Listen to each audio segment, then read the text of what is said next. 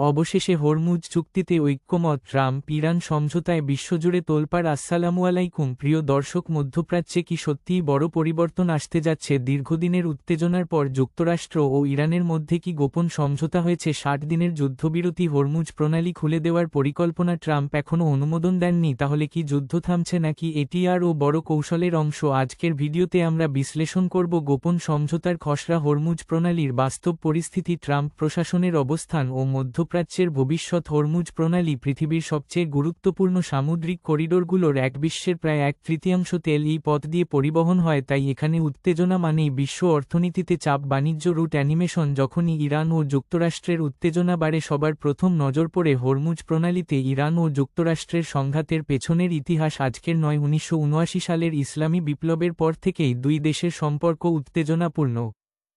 পারমাণবিক কর্মসূচি, নিষেধাজ্ঞা, সামরিক উপস্থিতি, সবকিছু মিলিয়ে বহু বছর ধরে চলছে চাপ ও পাল্টা চাপ। মার্কিন নিষেধাজ্ঞা, ট্রাম্প প্রশাসন ইরানের ওপর কঠোর নিষেধাজ্ঞা আরোপ করলে পরিস্থিতি আরও জটিল হয়ে যায়। অবশেষে বিশ্ববাসীর জন্য স্বস্তির বিষয় যে ইরানের রাষ্ট্রীয় টেলিভিশন IRIB দাবি করেছে একটি অনানুষ্ঠানিক সমঝোতা স্মারকের খসড়া তৈরি হয়েছে, যেখানে বলা হয়েছে ইরান হরমুজে বাণিজ্যিক জাহাজ চলাচল স্বাভাবিক করবে, বিনিময়ে যুক্তরাষ্ট্র ইরানি বন্দরগুলোর ওপর থেকে নৌ অবরোধ তুলে নেবে। অন্যদিকে মার্কিন সূত্র অনুযায়ী দুই দেশের আলোচকরা ৬০ দিনের যুদ্ধবিরতির একটি কাঠামোতে সম্মত হয়েছে, তবে এখনও ট্রাম্পের চূড়ান্ত অনুমোদন বাকি। এই সময়ের মধ্যে স্থায়ী সমঝোতার রোডম্যাপ তৈরি করার পরিকল্পনা রয়েছে। মার্কিন প্রেসিডেন্ট ডোনাল্ড ট্রাম্প এখনও চূড়ান্ত সিদ্ধান্ত দেননি, কারণ ওয়াশিংটন চায় ইরান প্রথমে মাঠ পর্যায়ে বাস্তব পদক্ষেপ নিক, বিশেষ করে পারমাণবিক কর্মসূচি নিয়ে যুক্তরাষ্ট্র এখনও সন্দিহান। অন্যদিকে ট্রাম্প স্পষ্ট করে বলেছেন হরমুজ আন্তর্জাতিক জলসীমা, এটি কেউ এককভাবে নিয়ন্ত্রণ করতে পারবে না। এই ক্ষেত্রে ইরানের অবস্থান স্পষ্ট করেছেন প্রেসিডেন্ট মাসুদ পেজেশকিয়ান। বলেছেন ইরান পারমাণবিক অস্ত্র তৈরি করতে চায় না।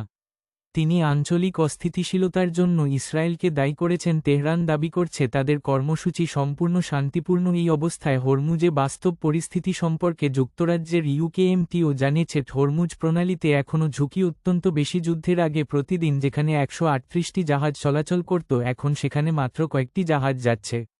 নৌপথে মাইন পেতে রাখা এবং স্যাটেলাইট নেভিগেশনে হস্তক্ষেপের অভিযোগও রয়েছে। এই সংঘাত শুধু রাজনীতি নয়, হাজারো সাধারণ মানুষের জীবনকেও প্রভাবিত করছে। লেবাননে মানবিক সংস্থা কেয়ার ইন্টারন্যাশনাল বলছে দক্ষিণাঞ্চলের পরিস্থিতি ভয়াবহ, মানুষ আতঙ্কে দিন কাটাচ্ছে। সংযুক্ত আরব আমিরাত, কাতার ও সৌদি আরব, কুয়েতে মার্কিন ঘাঁটিতে ক্ষেপণাস্ত্র হামলার নিন্দা জানিয়েছে। কিছু দেশ সরাসরি ইরানকে দায়ী করেছে। অন্যদিকে চীন ও রাশিয়া চাইছে সংঘাত দ্রুত থেমে যাক। দর্শক, যদি এই যুদ্ধবিরতি কার্যকর হয় তাহলে মধ্যপ্রাচ্যে বড় পরিবর্তন আসতে পারে। বৈশ্বিক অর্থনীতিতে বিশ্ব বাণিজ্য স্বাভাবিক হতে পারে, কিন্তু আলোচনা ব্যর্থ হলে এবার পরিস্থিতি উল্টো দিকে মোড় নিচ্ছে বলেই ইঙ্গিত মিলছে। ট্রাম্প জানিয়েছেন চুক্তি কার্যকর হলে পুনরায় স্বাভাবিক হবে হরমুজের নৌ চলাচল, ঘাটতি ছাড়াই চলবে আন্তর্জাতিক জাহাজ। এই বিষয়ে তিনি পশ্চিম এশিয়ার একাধিক নেতার সঙ্গে আলোচনা করেছেন।